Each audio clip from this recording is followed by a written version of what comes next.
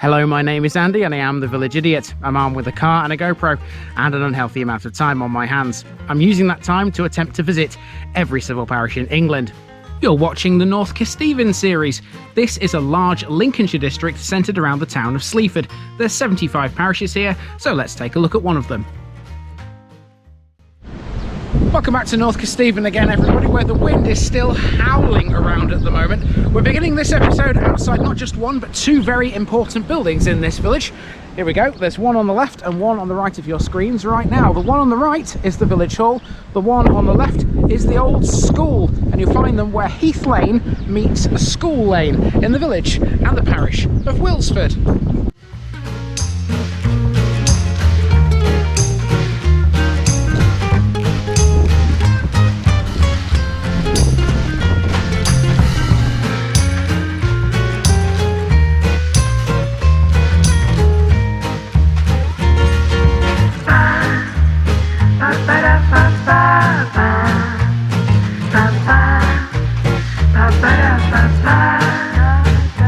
The North Kesteven series is sponsored by Gainsborough Cycles 01427 617 752.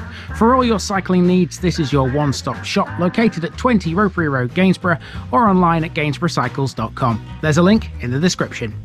Gainsborough Cycles, ask for Trevor Halstead. Here's my disclaimer for people who may be watching me for the first time. I say things as I would in my native accent and dialect. As a result, I may not pronounce things in the same way as the locals do. Remember, I'm a visitor. It's impossible to know everything. Leave me a comment, spin me a like, and bash that subscribe button. Let's get to today's parish video.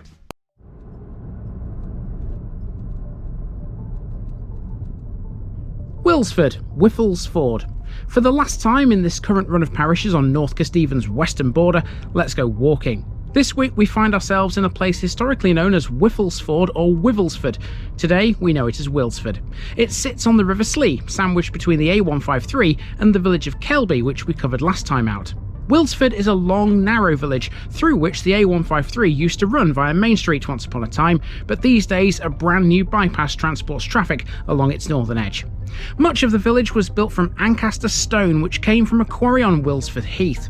Key features are few, but it still possesses a fabulous church with a tall spire, an old school, a village hall, and a few other bits and bobs.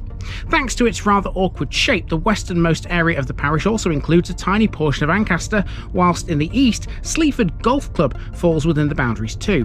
Running parallel with the A153 is the Nottingham to Skegness railway line, which we've already met. The medieval village of Hanbeck also once lay in the area. It was never massive, but now it's completely disappeared. By 1856, all that remained of it was a 400-acre farm. Above all, Wilsford is pretty, and that's the main reason to love it. I know I did. Let's go.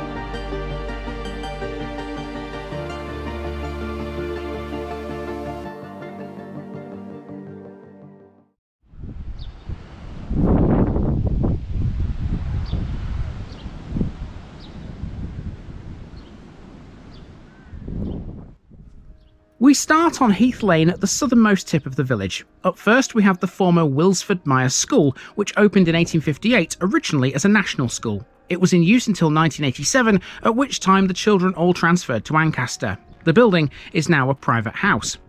Next door is the village hall. This was connected to the school. It was built in 1981 as its sports hall, but it was soon discovered difficult to heat in the winter. Therefore, it was put to good use in another capacity. 2 years ago, it underwent a massive refurbishment that had been delayed by COVID. From those two buildings, the road dips downhill into the shallow valley of the River Slea, in which Wilsford stands. It's all residential until we hit the main street, but let me tell you folks, this has to be one of the prettiest walks you can do anywhere in North Kesteven, especially in the springtime. It's nothing like walking down a mountainside, but as the road falls away, the view just becomes better and better with every step. The centre of Wilsford is deemed a conservation area, the boundaries of which mainly cover the old stone cottages that line both sides of Main Street. The church is also included within the conservation area, and its spire is clearly visible as you descend the hill. We'll get to that shortly, but first we're turning left onto a bridle way. This will also take us to Main Street, but much further along its length, in order to catch a few other bits. Main Street was the former route of the A153, which used to snake its way through the village until the modern bypass on the other side of the Slea replaced it. We emerge at a building that used to be a post office and general store until 2023. It's now permanently closed and stands empty. Now, you will have seen in the drive-in just how long a village Wilsford is. Up there is the road we drove in on, and I've virtually caught every single house up there on that drive-in, so there's no point walking back up there again. It's all residential, there's no other landmarks that I know of that are up there that are worth catching. So at this point we're going to take a right turn instead of a left turn, and we're going to head towards the crescent and then towards the church, whose spire is somewhere in the distance over there. I don't know whether you can see it, but yeah, that's what we're aiming for. On the crescent we find the parish notice board, so out came the cards once again. Tick Wilsford off your imaginary North Kesteven bingo cards. At this point I was surrounded by some lovely blossom on the trees, which I couldn't resist capturing, quite frankly. Isn't it lovely? Also attractive are the limestone cottages on Main Street. Most of these are built of Ancaster stone, which was quarried on the scenic Wilsford Heath to the south of the village. The now disused quarry from which the stone originated is screened by a coppice and publicly inaccessible, so don't go looking for it. Not all of Main Street is stone. Indeed, this former chapel is a bright red brick instead. This was a primitive Methodist chapel which opened in 1899 as a successor to the much older building next door. It was closed in 1969, and both properties are now residential. While we're on the subject of religious houses, did you know that Wilsford once had a Benedictine priory in the Middle Ages? Well, if not, you do now. More accurately, a Benedictine cell. It was founded in the early 13th century by Hugh Wake, but it was poorly funded. It was later secured to the Abbey of Bourne in 1401. Next, we pass an old bakehouse and granary which are conjoined to one another. Industrially, it's hard to define what has fueled Wilsford's economy through the centuries, but it's clues like that which are often more helpful than not. Milling, farming and quarrying seem to have been the main types of work here. As we continue up Main Street, we pass a phone box, the first one so far in the immediate area that still retains its telephone. And Wilsford is also served by a bus. It should come as no surprise by now to learn it's the number 27. These villages are so reliant on that service. Let's talk pubs now. Wilsford only has one these days, and that would be the Plough Inn. This is that very establishment. Kelly's Directory of Lincolnshire in 1876 lists 3 public houses. The other 2 were the Marquis of Granby and the Rutland Arms. Back in February 1967, the Plough played host to a famous event called the Tramp Supper. More than 100 guests attended, dressed in torn pullovers, dirty shirts and coats fastened with string. There's an article about it linked below. After the pub, it's the church, but we'll skip past that for now. Here, though, is the rectory, which stands opposite. After rounding the sharp bend close to the rectory, we're now above the peaceful waters of the River Slea. As it's relatively shallow, this river is responsible for the village's name. Wivelsforde implies that at one time, crossing the Slea was done by way of a ford. These days, you can cross it via a bridge. Now we reach the modern route of the A153, and parallel with us at this point is the Nottingham to Skegness railway line, scything its way through the parish. Fun fact, this stretch is often referred to as the Poacher Line. That's a reference to the traditional Lincolnshire poacher folk song. Turning around, it's the church next, which is easily the biggest and most iconic structure in the village. Grade 1 listed, this is dedicated to St Mary. The whole building, including its tower and its tall spire, dates from between the 11th and the 15th centuries. It was restored in 1860 and 61 by the Sleaford firm of Kesteven Parish. All of the internal fittings are from the 19th century, except for the 15th century octagonal font. It currently belongs to the Ancaster Wilsford group of parishes in the Diocese of Lincoln.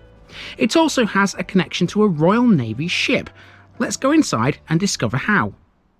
Well, let me tell you, it's a relief to be out of the wind right now. very windswept. So here we are then, inside the church. Let's have a little look around, shall we? So first of all, we've got an octagonal font. There we go. Standard, see a lot of those. There's a funeral bier next to it. Now on this, there's a little display of wartime stuff. So here we've got the front page of the Daily Mail, which is dated 1914, and it's about the Christmas truce, which I'm sure you all know about if you know your wartime history. Now behind this, there are some stones set into the wall. One that's dated 1762 and one that's dated 1769. This one says Rob Pacey, and this one says Toe Patchett, which I assume is Thomas Patchett. There's also another one above it. There's a gargoyle watching us as well, look. This is Henry Ever, 1749. That one's dated. Interesting stones. So let's have a wander down this very short nave. I have to admit, it's not the longest nave in the world, this. Nice blue carpet. And into the chancel, which is equally blue on the floor, albeit a lighter shade. Here we have the east window. Well and truly faces east, this one.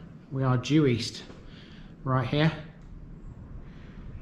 There's a roll of honour on the wall there, and above that tablet is for the Reverend John Parkinson Bailey Young, dated 1897, died aged 77 years. There's the organ. These arches are quite tall. The chancel is quite a large part of this church. It's massive, absolutely massive. The tower and spire, by the way, are over there, that end. That big tall arches, the spire is up there. I've just noticed on the wall here, as I've come into the chancel, something called the Falklands Altar, HMS Canopus. Now, I don't know what this is all about, but there are some bits of information here. Let's have a little read. So HMS Canopus was a pre-dreadnought battleship built at the Portsmouth dockyard and commissioned in 1899. Now, what does this have to do then with Wilsford, I wonder? Here's some pictures from the display we've just looked at. Feel free to pause the video and read about HMS Canopus. These give some great information about its construction at Portsmouth Dockyard in 1899 and its deployment in the Falklands during the war, but that doesn't answer the biggest mystery of all. Now, over a century later, St Mary's Church, for some reason, contains the ship's altar, but nobody knows why, not even the authors of this material. If anyone can shed some light on this in the comments down below, I think we'd all be greatly appreciative. Now if we come down this side, there's a mural at the back over there. We'll check that out in a second. But in this corner, we've got a map of Wilsford. Now this is dated 1993. It can't have changed much in that time, I wouldn't imagine. So let me show you where we are and where we started. We started here. That's the old school and that's the village hall.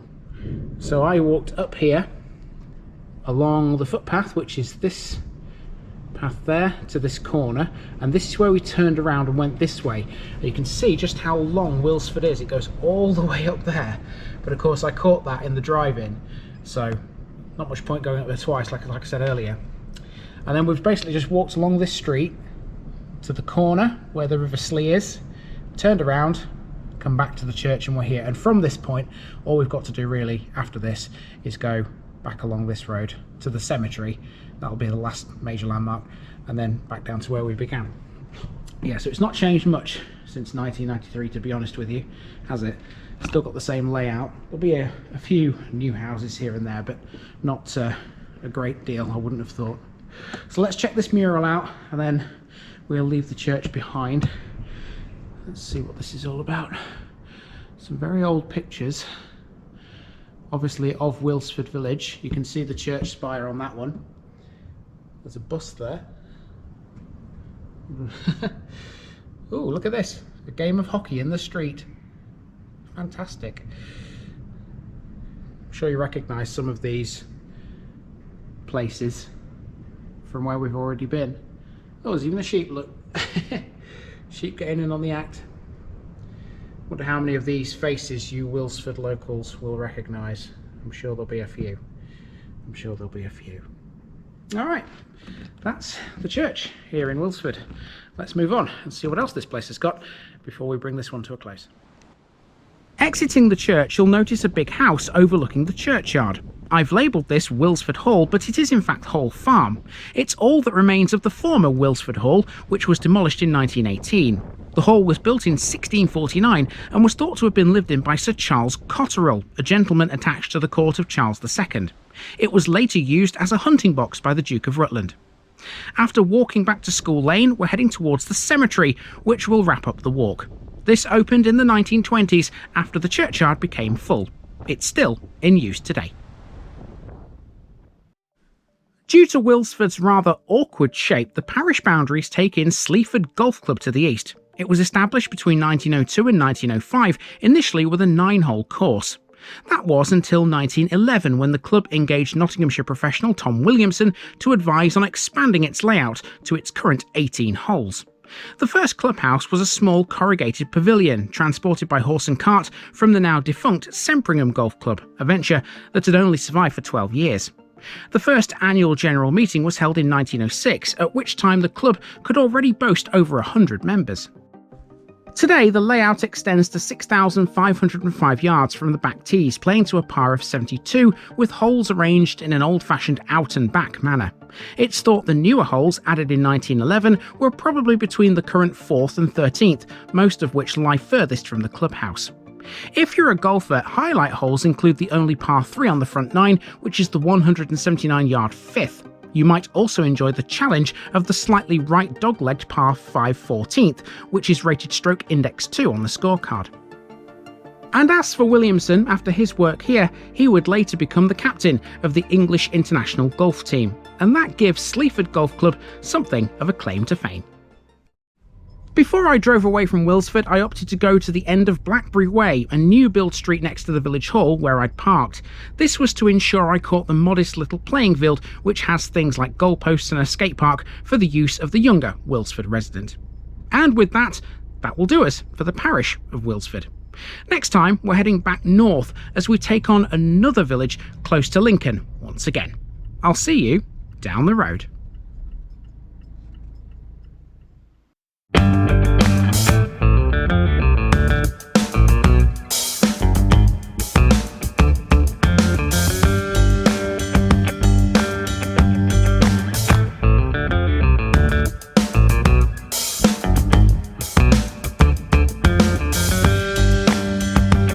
Thanks for watching this video, folks. Don't forget to like this episode if you haven't already. It really makes a difference with YouTube. If you're new here, subscribe to the channel for more videos like this, and give us a share too if you've got friends who'd like it. You can find all the links to my social media accounts below, as well as my Buy Me a Coffee page where you can donate to the channel. Also, if you've enjoyed this episode, have a look at some more videos in this series. Until next time, I've been Andy, also known as the Village Idiot, and I'm out.